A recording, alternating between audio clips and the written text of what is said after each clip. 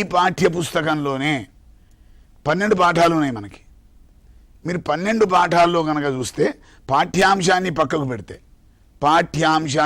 పెడితే మనకి ప్రతి పాఠానికి ఉన్ముఖీకరణ ఉంది.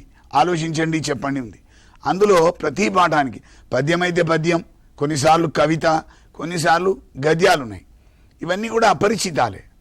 దానికి మీకు ఏం చేశారు కింద మీరు గమనించండి.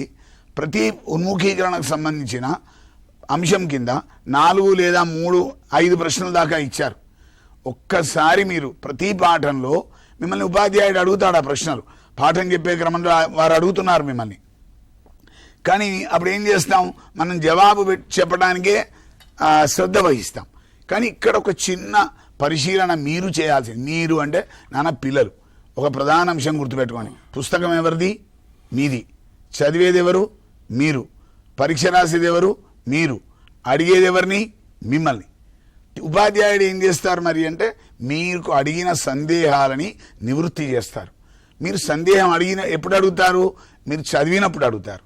మీరు చదివినప్పుడే, మీకు సందేహం కలిగినప్పుడే దానిని పరిష్కారం కోసం అడుగుతారు. కాబట్టి మొదలు మీ అభ్యాసం అనేది కీలకం.